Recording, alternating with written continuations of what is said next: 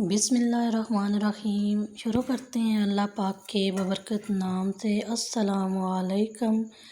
आज मैं आपके लिए केक की रेसिपी लेके आई हूँ। बिना अंडों के बनाएंगे, ना ही बेकिंग सोडा, ना ही बेकिंग पाउडर और ना ही हम इसमें मैदे का इस्तेमाल करेंगे। सिर्फ 3 चीज़ों से हम ये केक बनाएंगे और इतना टेस्टी और डिलीशियस बन के तैयार होता है कि जब आप इसको एक बार बनाएंगे ना तो बार बार आपका बनाने को दिल करेगा।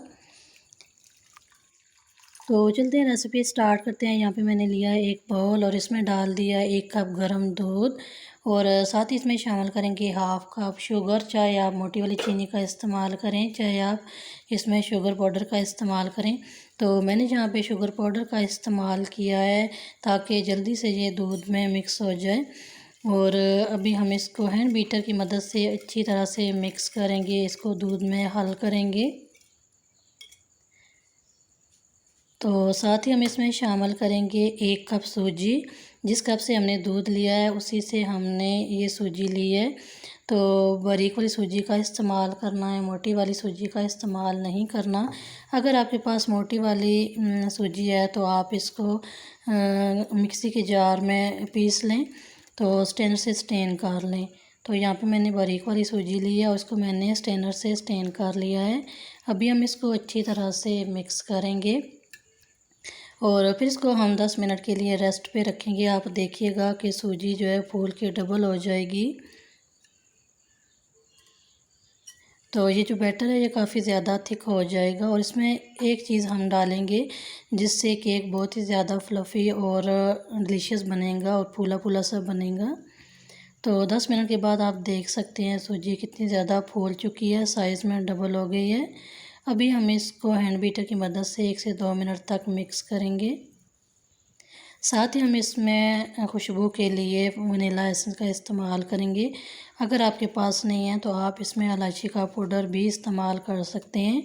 और साथ ही हम इसको मिक्स करेंगे। तो अभी हम इसमें एक और सीक्रेट चीज़ डालेंगे और ये है इनो पाउडर। ये आपको इजीली मेडिकल स्टोर से मिल जाएगा। वैसे तो इसकी जगह बेकिंग पाउडर और बेकिंग सोडा का इस्तेमाल किया जाता है केक को स्पॉन्जी और फ्लफ़ी बनाने के लिए। तो हम इसी एक साशे का इस्तेमाल करेंगे और अभी हम इसको 1 मिनट तक मिक्स करेंगे। और ये आप देख सकते हैं किस तरह सूजी जो है वो जालीदार बनना स्टार्ट हो गई है। तो यहाँ पे हम इसको ज़्यादा स्टे नहीं देंगे।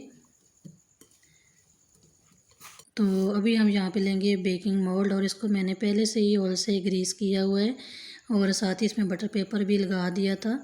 तो अभी हम इस बैटर को इसमें डालेंगे और तकरीबन 30 टू 35 मिनट तक हम इसको बेक करेंगे।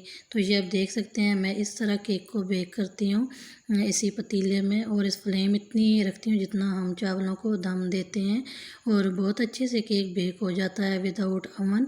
तो जिनके पास अवन नहीं है वो भी केक को बेक कर सकते हैं इसी तरह पतीले में। तो ये आप देख सकते हैं केक बेक हो गया है। तो अभी हम इसके ऊपर से बटर पेपर उतार लेंगे।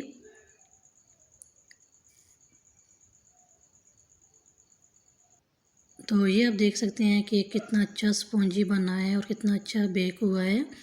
तो अभी मैं यहाँ पे इसकी कटिंग करके भी आपको दिखा देती हूँ। तो ये बहुत ही ज़्यादा स्पॉन्जी और टेस्टी बना है। तो आप चाहें तो आप इसको ओवन में भी बेक कर सकते हैं और ज़्यादा लोगों के पास बेकिंग ओवन नहीं होता तो आप उनके लिए यही है कि इसी तरह पतीले में वो बेक कर सकते हैं। इसमें भी बहुत अच्छे से केक बेक हो जाता है। तो मैं हमेशा ही ऐसे पतीले में ही बेक करती हूँ विदाउट ओवन। तो ये आप देख सकते हैं केक कितना स्पॉन्जी बना है। तो आप ज़रूर इस केक को ट्राई कीजिएगा और ज़्यादा से ज़्यादा इस रेसिपी को शेयर कीजिएगा ताकि जिन लोगों तक मेरी ये रेसिपीज़ नहीं पहुंचती वो भी इनको फॉलो कर सकें, उस रेसिपी को बना सकें।